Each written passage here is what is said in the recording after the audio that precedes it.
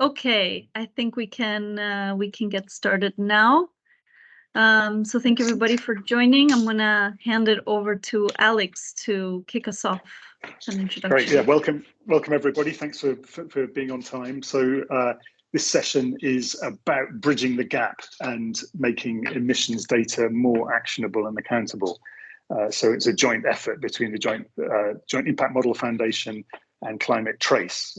I'm sure many of you have heard of either one or the other of the organisations, but you probably won't have heard about how we're going to be collaborating. So we'll come on to that in a minute. And so we've got two speakers today, Julia from GIM Foundation and Leica from Climate Trace, and they're going to take you through some short presentations, 10 minutes each, and then we're going to have plenty of time for questions and answers and ideas and innovative ideas from you, the participants, in the second half of the session. We've got just under an hour to go. My name is Alex McGilvery, so I'm Executive Director at the GIM Foundation, and I had a career in development finance with the British International Investment Company, formerly known as CVC Group, for the last 10 years, and now glad to be working on this financed emissions topic, which is so big. And to give you a scale of how big it is, high income countries in 2022, the domestic banks in those countries lent $48 trillion to private sector operations in high income countries. So that is a colossal amount of money. And some of it is financing climate solutions, and some of it is financing non-climate solutions. But what you may not appreciate, and I find this really flabbergasting, is that in low and middle income countries in 2022, domestic banks financed 49. I think one person maybe needs to mute their mic. And we can see who it is. Can we see who it is? Oh, that's much better. Yes, so my flabbergasting fact that I think got talked over there. So low and middle income countries, the bank financing into the private sector is even higher than in high income countries, $49 trillion. So combined, just under $100 trillion lent by banks, commercial banks, to the private sector. And so the question we've got in front of us today is, how can we link that flow, that mountain of money, to the incredible asset emissions database that Climate Trace has put together? And the spoiler alert is that we don't have the answer for you today. But what we're very excited about is that we think we have got a methodology that could get us to that answer, to make this flow of money into the real economy from banks much more visible. And I think that's the ethos of the Joint Impact Model, and it's definitely the ethos of Climate Trace. So I'm going to stop my introduction there and hand over to Julia to give a 10-minute maximum overview of the Joint Impact Model and what we bring to this bridging the gap, the Joint Impact Model, half of the bridge construction. So Julia, over to you. Thank you very much, Alex, for that overview. I think it really sets the stage for this partnership, what we're trying to accomplish. So if we go to the next slide, what I'd like to first start everybody off with, and this is the first time that we get a view on what the new version of the Joint Impact Model will look like. We're working really hard on this version that will be available in October. And this is based off of feedback that we've been receiving from more than 300 institutions that have requested access. About 100 of them are using the tool on a regular basis. And we've been listening to them, seeing what we can improve to make the tool more user-friendly. We've updated statistics, and we've added some really cool new features. So please, if you could go to the next slide. This is what the new dashboard would look like. As soon as you upload your data, what you need is you need to have total advances, for example, for different sectors. If you have client data, you can enter revenues. And then what you would get is an automatic result on scope 1, 2, and 3, separated by CO2 and non-CO2 emissions. And also you'd get employment information as well as value added, which would be also contribution to GDP. So if you go to the next slide, you can see also the separation between the scopes. You'd have the option to expand even further in terms of granularity, and also have a look into what are your emissions per million USD. So we're really excited about this, and we can't wait to share it with all of the current members of the gym. If you go to the next slide. For those of you who haven't used the gym yet, the gym is a web-based tool, and it helps with key impact indicators such as jobs, contribution to GDP, and greenhouse gas emissions related specifically to investments of financial institutions, especially for emerging markets, where what we see is there's a lot of issues in terms of data. That's why with very minimal information, you can already derive a lot of insights about your portfolio and start thinking about what type of action you can take. Our mission is to provide the means to quantify impact aligned with industry standards. So we're seeing so many standards that are coming out now, not only in the EU with the SFDR regulation, but also now with the IFRS, the S1 and S2. These are all developments that are ongoing, and the standards just keep on, they keep on piling up, and sometimes it's difficult to navigate all those standards. And that's what we want to help all of the institutions that are navigating through all of this with an easy-to-use tool where all you need to do is enter your information, and then the result is already automatically aligned. And also the good thing about having a tool that the financial sector uses is that you can actually have comparable results. For those of you that are environmental engineers, which I saw a few of you are in this call, you can imagine that with modeling, if you change one assumption or if you source your emission factors from different databases, you're going to end up with very, very different results. And if everybody's using one tool and everybody is agreeing or improving one tool by itself, then what you end up with is comparable results, which is what we're currently missing. So if we go to the next slide, this is a bit of the history of where we come from. In 2019, 10 international finance institutions, they came in agreement to develop the GIM. And in 2022, we tested it with 20 other financial institutions. In 2021, we had more than 50 institutions requesting access to the GIM. And we also aligned our tool with PCAF, which is one of the standards that exist out there for financed emissions. And then from there, in 2022, we set up a nonprofit foundation to manage and develop the GIM. And then this year, we already have more than 300 institutions that have requested access, and we're planning the launch of GIM 3.0. And what's upcoming for next year, which is what this call is about, is what we are planning on doing in the future. So if we go to the next slide, what GIM 3.0 will include, for those of you that are interested in learning more about it, regulatory alignment. That's one of the things that we mentioned earlier, but also we're updating our statistics so that we are covering 161 countries, and we have an automated mapping for more than 3,000 sectors. So our focus is really user friendliness and making it as easy as possible. If you already have your outstanding amounts based on ISIC, for example, or based on NACE, you can enter that information and it get mapped automatically. This also reduces noise in the data, by the way, because different interpretations of where to map different sectors can make a lot of difference in these type of models. And then if we go to the next slide. What does it mean to be a gym member?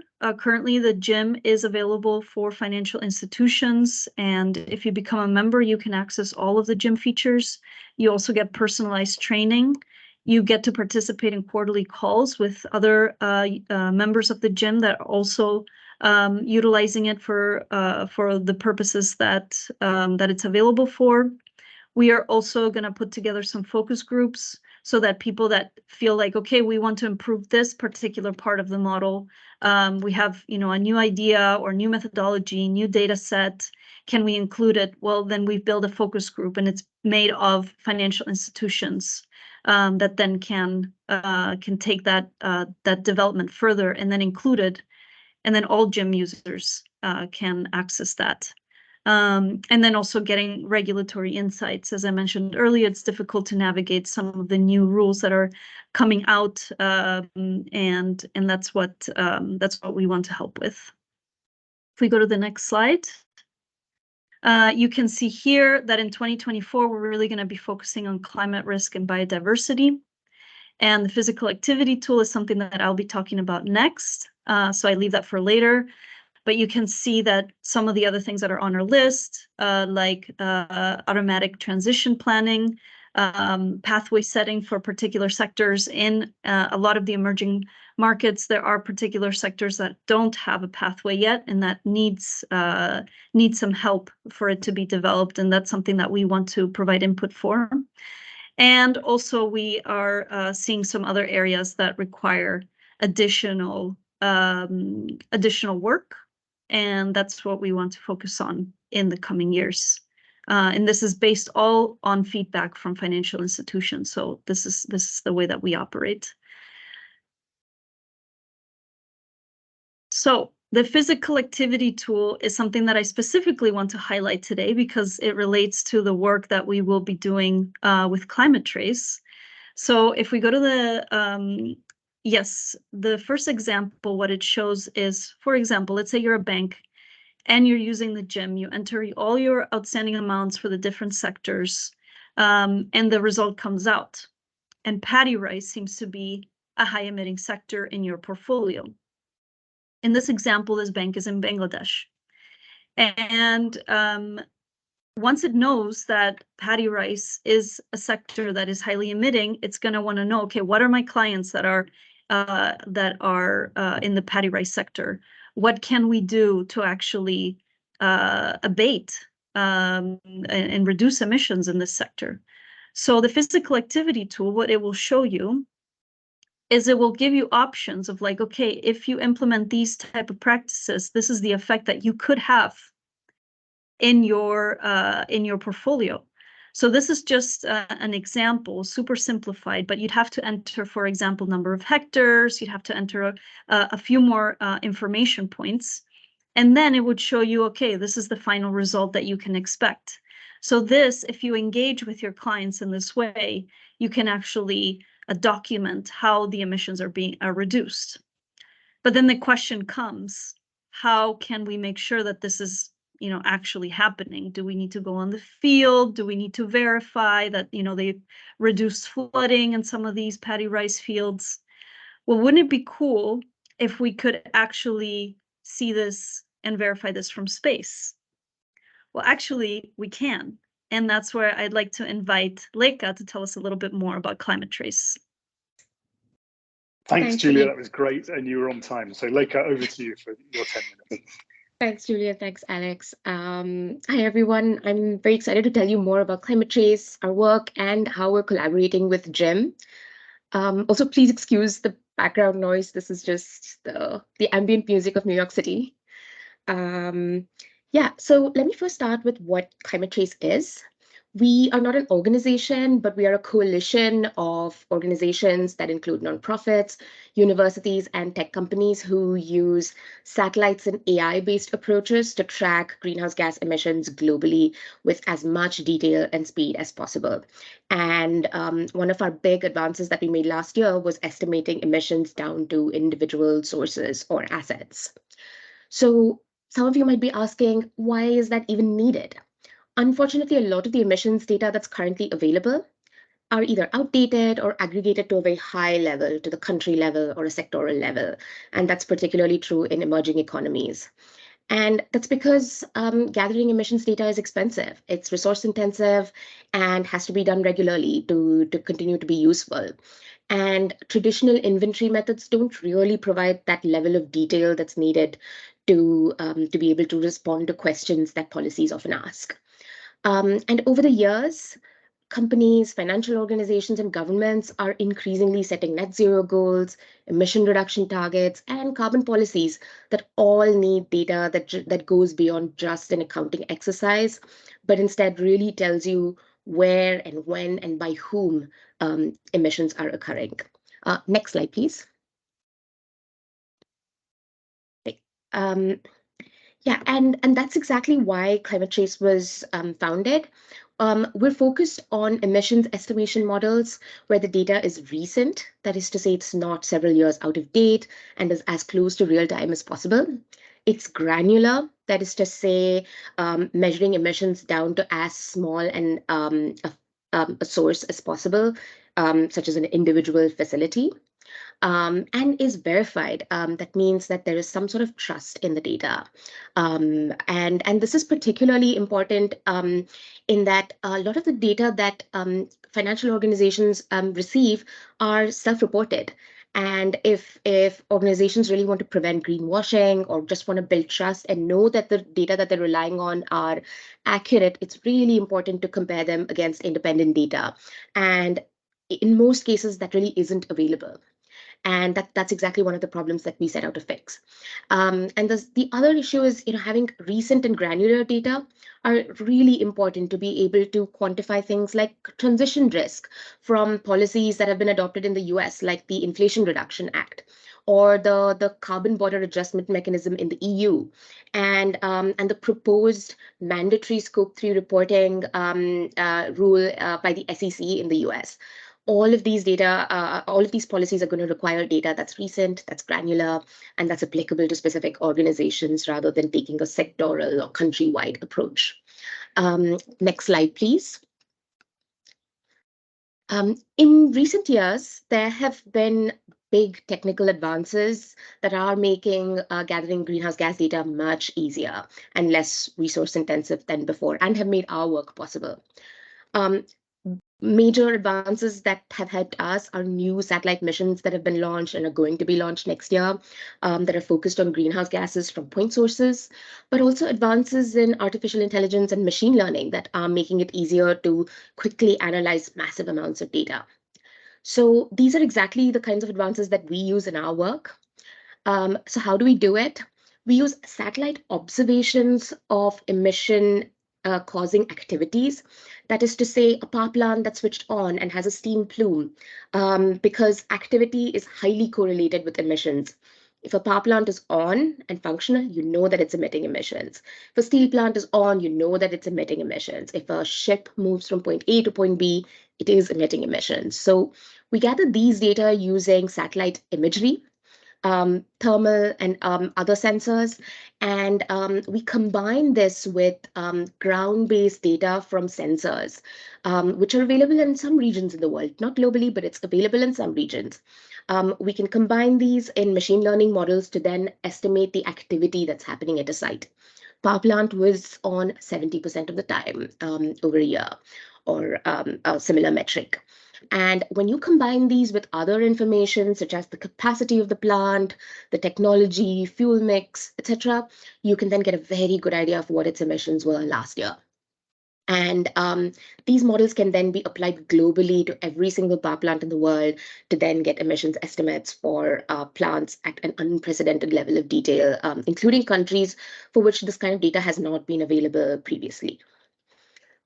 Next slide, please. I am now going to take you through a little bit of what's available on the Climate Trace dataset, though I do encourage everyone to go and play around with it, and please feel free to give us some comments. We currently provide emissions estimations at two levels. One is aggregated to the country level, what are the emissions from country X for sector Y in the year 2021, etc. And this is again available for every country and jurisdiction in the world. We also provide emissions estimates for all the major sectors of the global economy, and also the major subsectors. Should note that we don't provide emission estimates of some of the smallest subsectors, but we're constantly updating our data set to include more and more new subsectors, and including this year where we will be publishing more subsectors that weren't available previously. And the second level of data that we provide is at the asset level or an individual source, whether it's a steel plant, whether it's power plant, whether it's a rice field, whether it's a forest block. We have those emissions data available. This data set is not completely comprehensive right now in that we don't have every single power plant in the world, but we are working on that, and that is one of the updates that we're making later this year. In addition, we also provide historical data going back to 2015, so that you can also be able to track trends over time for a single asset. Next slide, please. Yeah. Some of the examples, a couple of examples that I have here are going down to emissions from rice fields in down to a 500 by 500 meter grid in Asian countries, like say Bangladesh, to cement plants in well, every part of the world, but the example that I have here is Indonesia, and down again to that individual asset level. And some of you might be wondering, is it really important to know the emissions at the asset level? Well, it can be, because not all cement plants behave the same way. Nor do all rice fields behave the same way. Emissions can vary widely depending on whether that field is double planted or triple planted over a year. For steel, there can be a huge difference in emissions between an electric arc furnace versus a blast operating furnace. And when you use a single average factor, you do flatten out some of those differences. And we've seen from our own database that in some countries, a single plant can account for an outsized percentage of that country or that sector's emissions. And I'm certain that that also applies in the case of investment portfolios, where a handful of plants could potentially end up accounting for a vast percentage of emissions, which is why this kind of data can provide that kind of detail that you need. And to tie this back to what Julia was saying earlier about GIM 4.0, this is the kind of data that will help financial organizations go beyond just their investment portfolios at the sectoral level and then go down to individual assets. With that, next slide, please. I will hand it over to Julia to then talk about our collaboration. And thank you, Lekha, for also being on perfect time. So that was great. And by the way, seriously, if you haven't been on the Climate Trace website, it's very cool and it's totally fascinating. And the minute you start playing with it and zooming in, you'll answer your own question about whether it's interesting to geographically pinpoint these 80,000 assets on the website, but in fact 7 million I saw on if you can figure out how to download it, which isn't as complicated as it sounds. So Julia, take us through the collaboration. Yeah, sure. And I'm seeing that there are some questions in the chat, so that's great. I encourage you all to please put in the questions, and then by the end we'll have some time to go over those as well. Yeah, basically the collaboration that we have with Climate Trace is threefold. We want to research what's the role of financing contributing to emissions, and explore what are the strategies to transitioning to more sustainable financing practices. You can imagine that with this type of information, a lot more interesting things can be done in terms of exploring what are the strategies, what are the different sectors that we need to focus on more. Another thing that's really interesting for us is the cross-referencing of calculations. So for example, if we compare what is the result that the GIM is getting compared to what is Climate Trace getting, then we can start to triangulate a little bit more, can we improve the GIM estimates because we're getting reliable data from Climate Trace for particular sectors. sometimes it's very hard to say, oh yeah, we need to be able to verify on the field what are the emissions for this particular sector. So like I said earlier, that's very expensive, and sometimes it's just not possible to do that. And that's why what Climate Trace can help with is cutting through that difficulty and getting us to a place where we can have more enhanced accuracy and validity of findings. So that's basically in terms of cross-referencing. We also want to pilot how can we use this information to gather data about the financial investments themselves. Can we monitor the progress? Like what we said earlier with the physical activity tool, let's say that they've signed an agreement, let's say a use of funds clause, where they say, yeah, we're going to improve flooding practices from this year to this year. And we expect to apply that to all of our assets. Well, now financial institutions can go through Climate Trace in 5 years and see that improvement in real time. And we think that that's a game changer, because it really helps push, let's say, the very much needed help that the financial institutions can provide in decarbonizing these sectors. So we're really excited about the collaboration. And now I'm going to hand it over to Alex so that he can do some Q&A for us. And then we'll go over the questions that I'm seeing in the chat. Thank you very much. So there's questions from Brad and Santiago that are linked, I think, in terms of data accuracy in terms of emissions, and I'm guessing that they're thinking of Climate Trace, but actually it's this question that also applies to the Joint Impact Models emissions database as well. And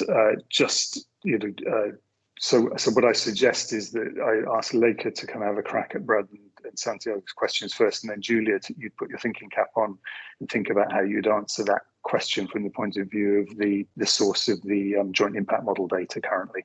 So Leica first.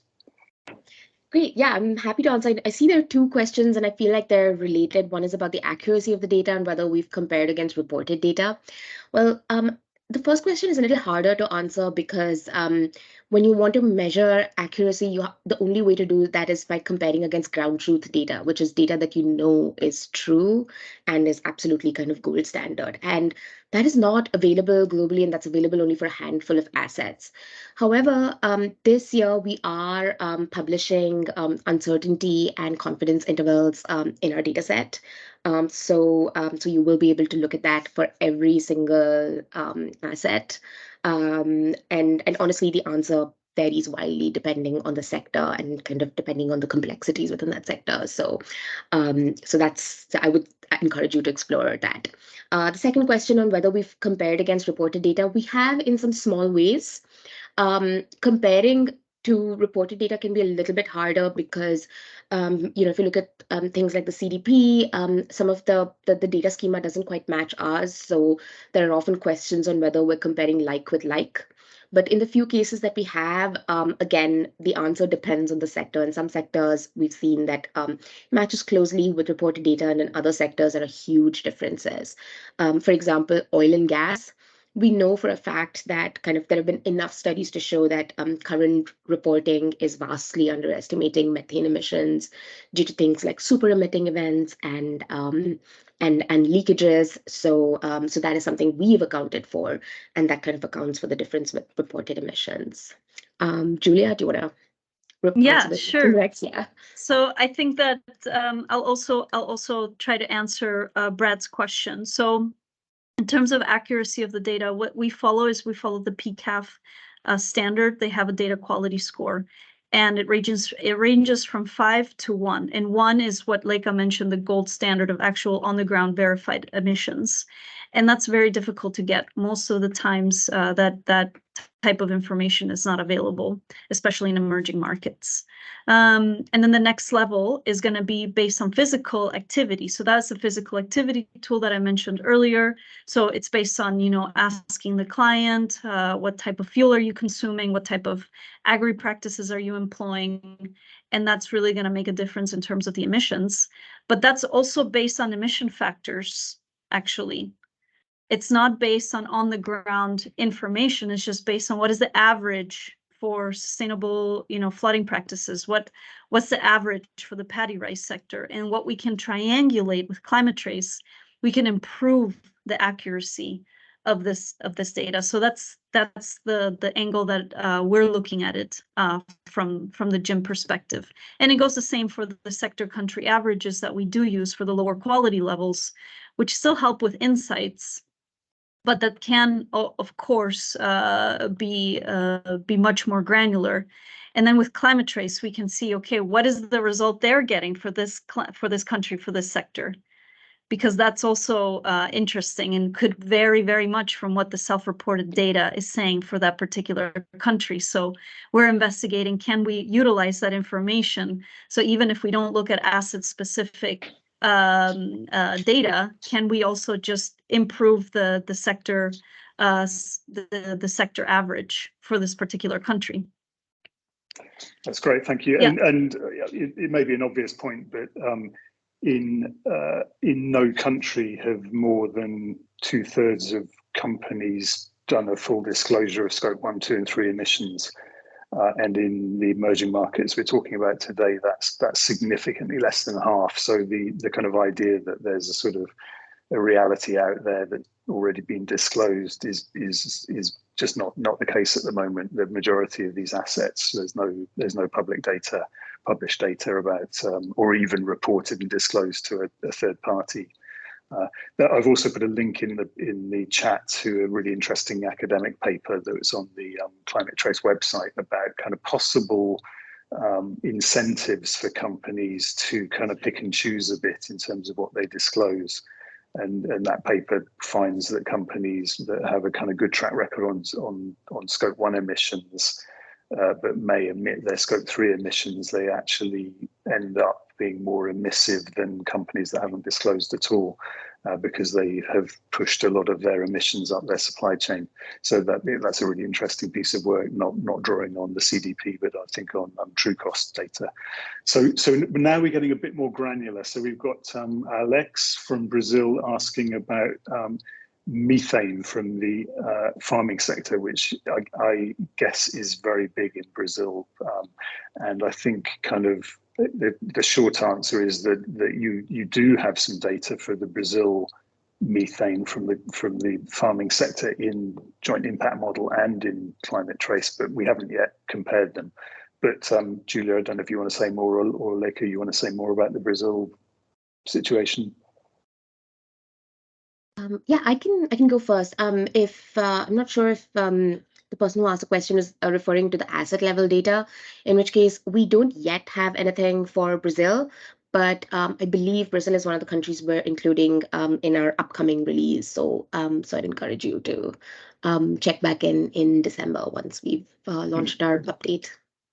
And Leka, you have done that for the US. I know I've seen sort of feedlots.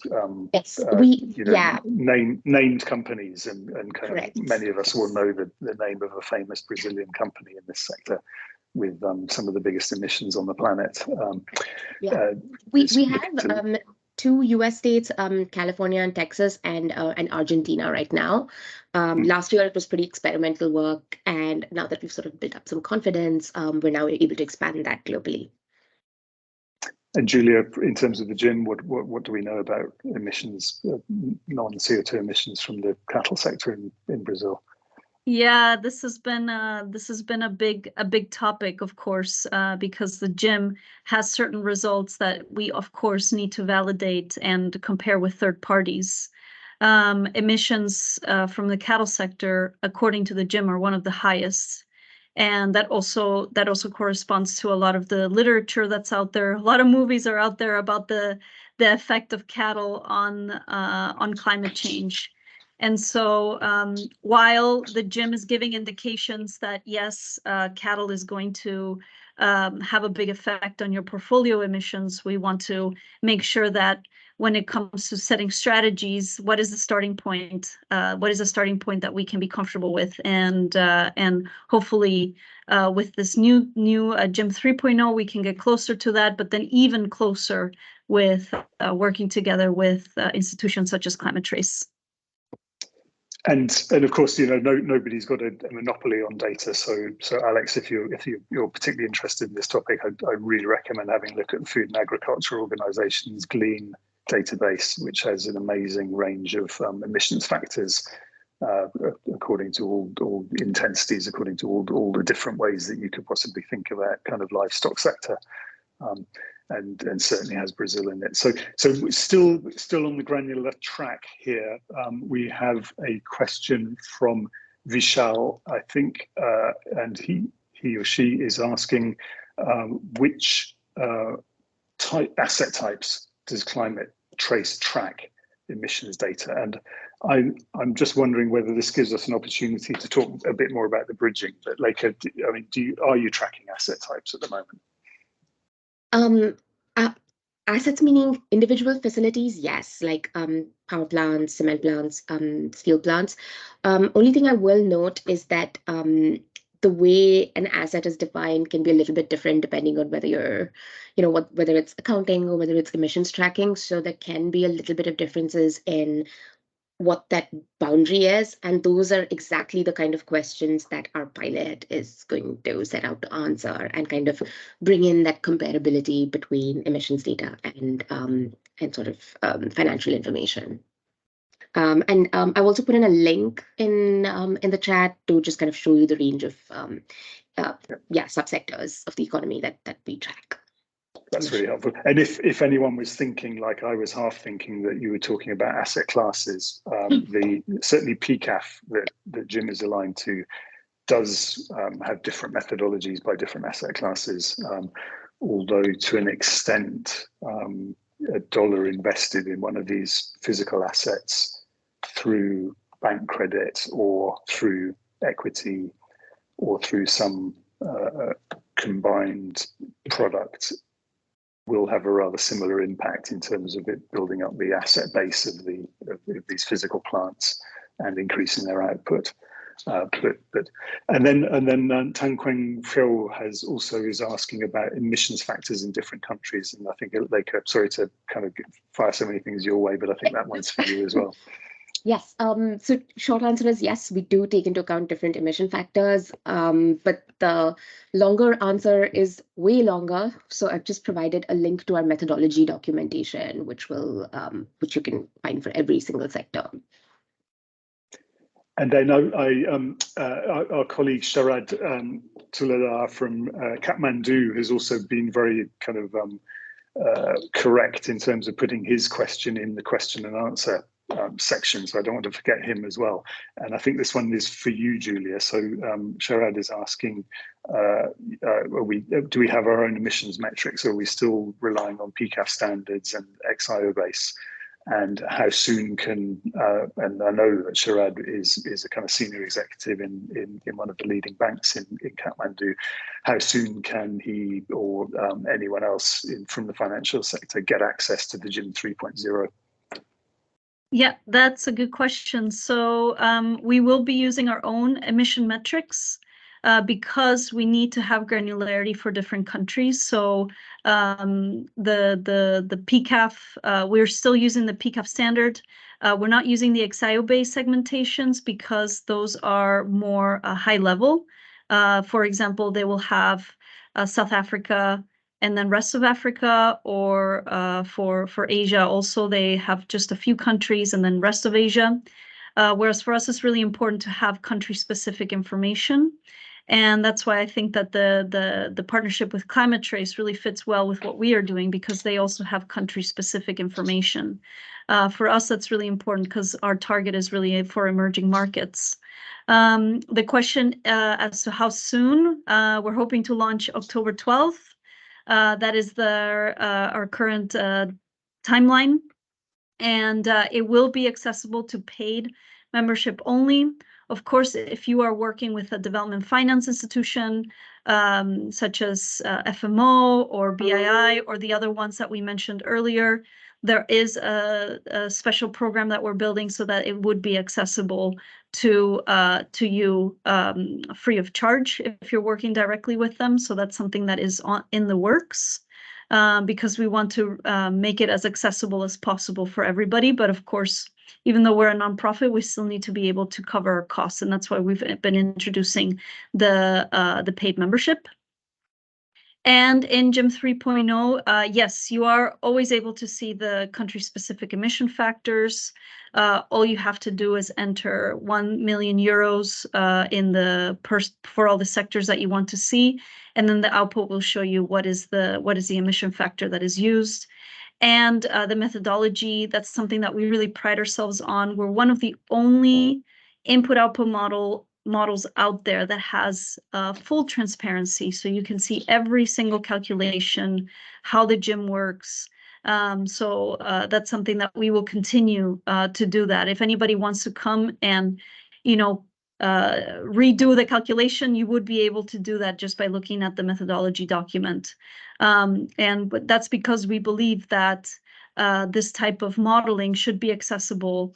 It shouldn't be proprietary, and it should be comparable. And the only way to have comparability is if you have transparency on the methodology and on the data sources. So thank you, Julia. Now, Isabella's put in a really good question here about large assets, but would the approach work for SMEs or cooperatives, or even you might say micro enterprises, and that it would be good for reporting at fund level, or kind of for a bank at kind of like a product line portfolio level, but how can it really be used at all to support emissions reductions initiatives? And I want to now kind of move on to this thing, what I think Climate Trace calls optimization, and you also call it emissionality as well, I think, in terms of actually getting to the action bit, because accountability and transparency is all well and good, but those of us who've worked in ESG for a decade or two know that there's a real limit to how much transparency can get you unless there's a clear link to action. And that 100 trillion US dollars, half of which in low and middle income countries, at the moment, let's say that 1 trillion optimistically is going into climate action. So 2%, how are we going to track the transformation of that credit to climate solutions? And therefore, so I'd invite kind of both of you to think about answering Isabella's question, partly on the SMEs, kind of technical one, but more on the how do you kind of drill down into individual clients of banks and private equity firms and other investors and their journey.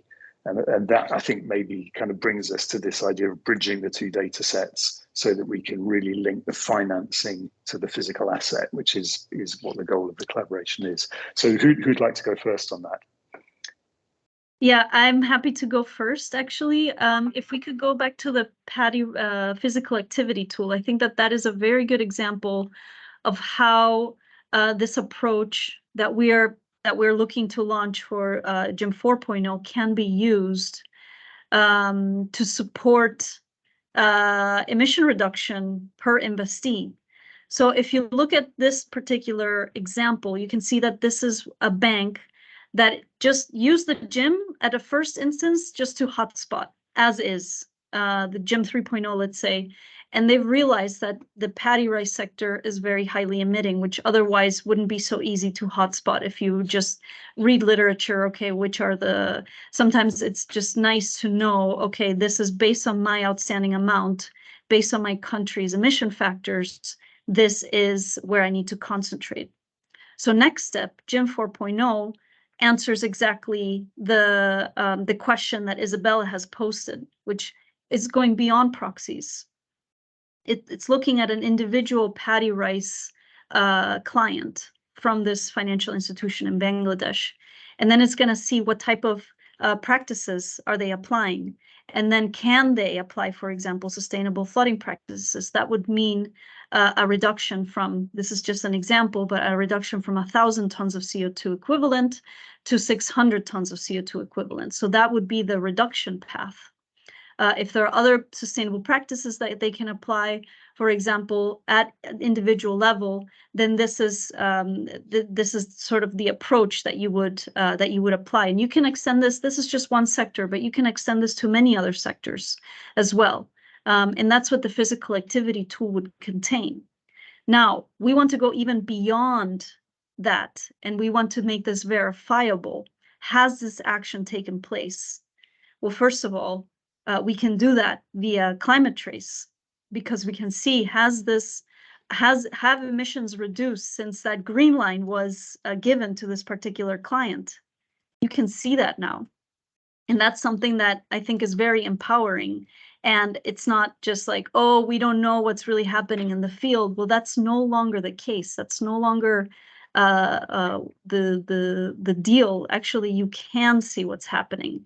And I think that that's really empowering to say, actually, our emissions are verifiable. We've given a green line and we've been able to reduce emissions by this much.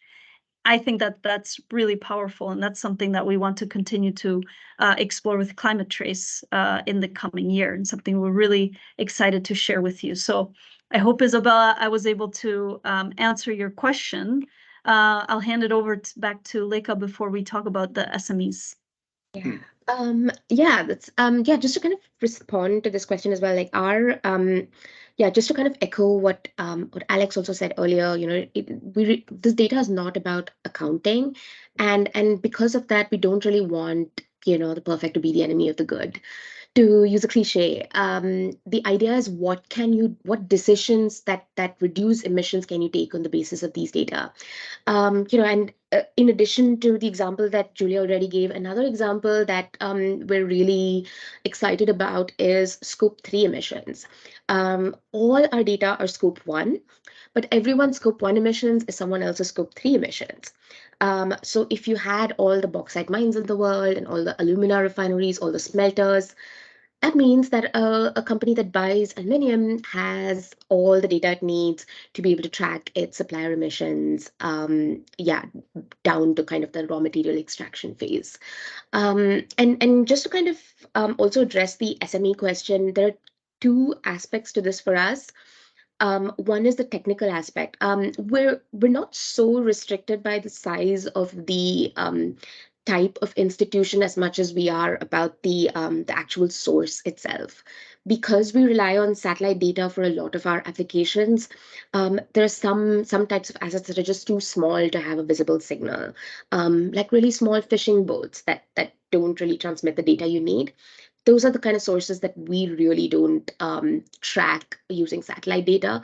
We still do model the emissions, but there are certainly uncertainties associated with that data. But on the other side, you have kind of the ownership information, being able to see where a satellite, where a facility, a source is, whether it's at latitude and longitude, so and so. Great, but who owns it? Who are the investors? All of those questions are not answered by satellite data, unfortunately, and the quality of accessing that data can really vary between countries and sectors, and I'm sure Alex and Julia have more to say about that as well.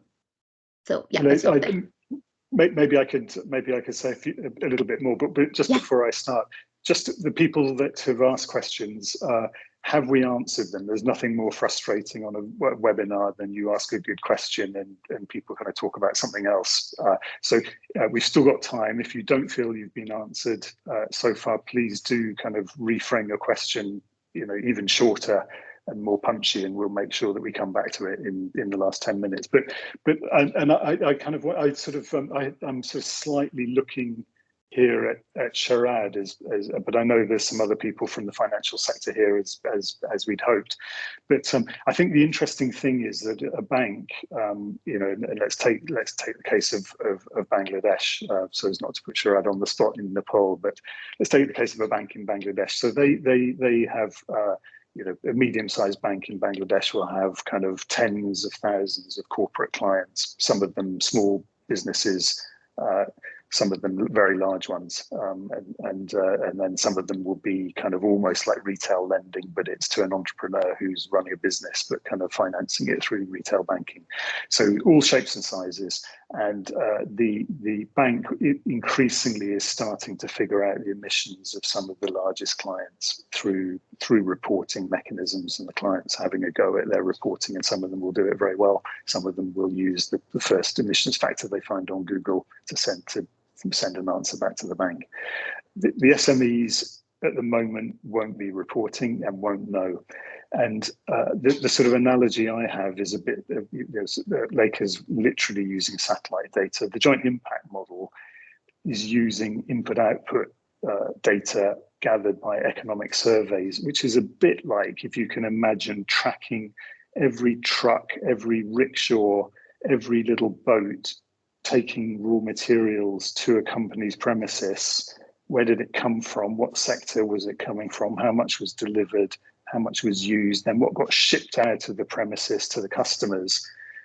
If you had a satellite that could track all of that, it would be an input-output model for an economy. And we have those input-output data, some of it fantastic, some of it a bit out of date, to be honest, but most of it reliable for all of the major economies, 95% of global GDP. So we're sort of matching up, if you like, real satellite with kind of economic satellite, tracking every single bit of the supply chain between sectors.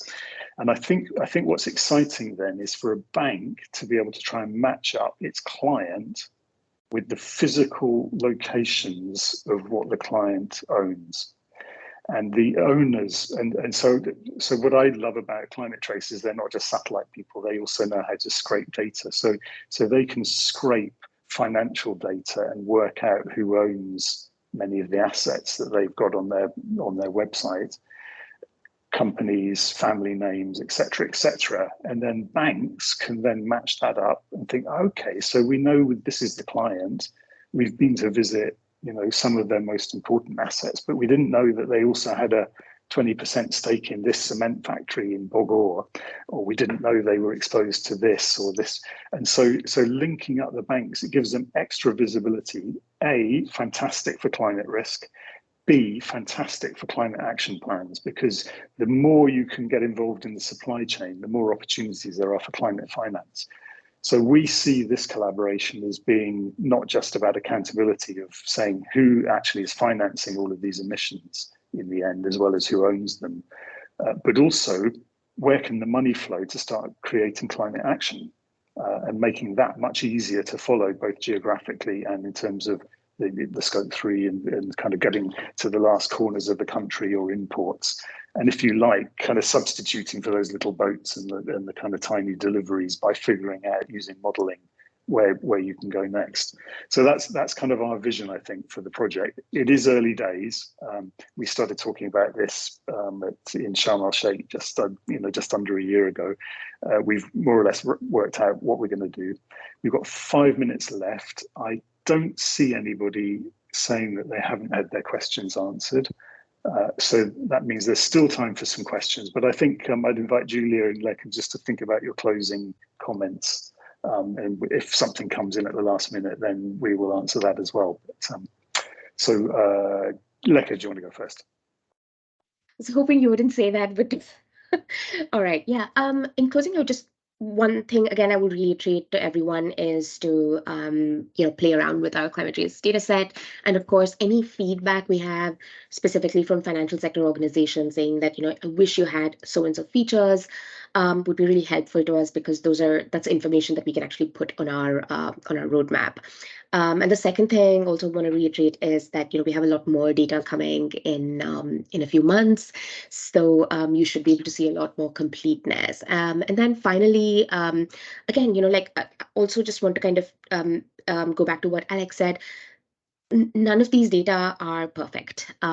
Even satellites have limitations. Artificial intelligence, all of them have limitations, but we can't use that as an excuse anymore for not taking any action. But really, the question should be, what are the decisions I need to take, and what data do I need for that? And does this data kind of solve that, rather than kind of waiting for perfect data, if even such a thing exists? And that is something that I encourage all the organizations here who are here in this meeting to think about for their organizations. Stop there and hand over to Julia. Perfect. Thanks, Lekha. Thanks, Lika.